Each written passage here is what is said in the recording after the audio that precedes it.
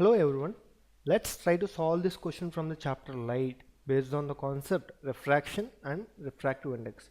Let's go through the question and try to understand what is given in the question and what he is asking us to find out. A ray of monochromatic green light enters a liquid from air as shown in the figure. So it is entering into the liquid. The angle 1 is 45 degrees. This is nothing but angle of incidence and this is our normal. So this angle is 45 degrees.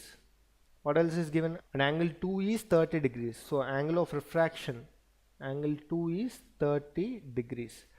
What we need to find out? Find the refractive index of liquid. How will you find out refractive index of liquid? Simple. From Snell's law, A part. We know from Snell's law that refractive index of liquid with respect to air will be equal to sine of angle of incidence, which is nothing but angle 1 here, by sine of angle of refraction, which is 2 here, angle 2 here. So this will be equal to sine of theta is sine 45 degrees by sine theta r is 30 degrees. Sine 45 is how much? 1 by root 2 by sine 30 is 1 by 2. So if you solve this, you will get root 2. That's why refractive index of liquid with respect to air is root 2. What is question B? Show in the diagram the path of ray after it strikes the mirror and re-enters in the air. Mark in the diagram the angles wherever necessary. Now before solving this question, let's try to understand few concepts here. Now this is normal, right? This is normal to the surface of liquid as well as bottom of the liquid, and at this junction if I draw one more normal here,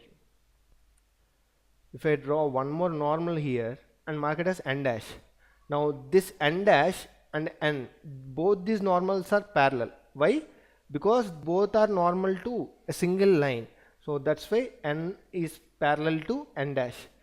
So this angle 2 will be equal to this angle, alternating angles. So this will be how much?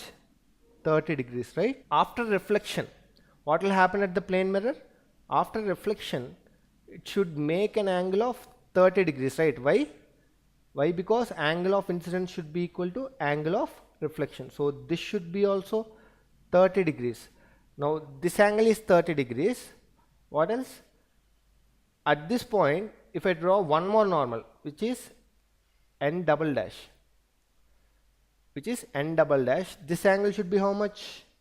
This angle also alternating angles, right? This is 30, so this will be also 30, right? So this is angle 30, this is 30. Now at this point after refraction, how will it go? It will go from denser medium to rarer medium, so away from the normal, like this it will go. Now very important point is you should understand that if this is angle 30 degrees, this angle is 45 degrees, here also since this is 30 degrees, this should be 45, right? Because pair of medium is not changing. Here it is coming from air to liquid, here it is going from liquid to air. So when this is 30 degrees, this should be 45 degrees. After reflecting from the plane mirror, it will undergo like this, making an angle of reflection 30, then again angle of incidence 30, again angle of refraction 45 degrees. It will be exactly mirror image of this part is exactly mirror image of this part. Now this is your P part. The path of ray after it strikes the mirror is like this. It will go like this, and after refraction it will go like this. Angles are, this is 45, this is 30, and this will be again 30. Let's try to solve the C part. What is given in C? Redraw the diagram. If plane mirror becomes normal to the refracted ray inside the liquid, state the principle used. Now this mirror should become normal.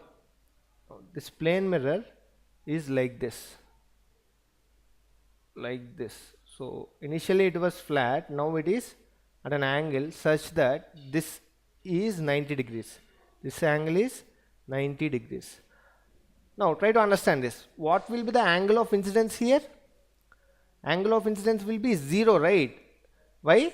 Because this is 90 degrees, angle between normal and incident ray will be 0. For C case, angle of incidence will be 0. So angle of reflection should be equal to 0 degrees. So if it reflects exactly at 0 degrees, what will happen to this ray? This ray will go back again like this. It will retrace its path. It will go like this, and even at this point, how will it go? After refraction, it will go like this. What is the principle used here? Principle of reversibility of the path of light, right? Now, when it is incident like this, since the angle of incidence is 0, angle of reflection will become 0 and it will start going back in the same direction. So when it goes back like this, at this point what will happen? It will again move in its initial path due to principle of reversibility of the path of light.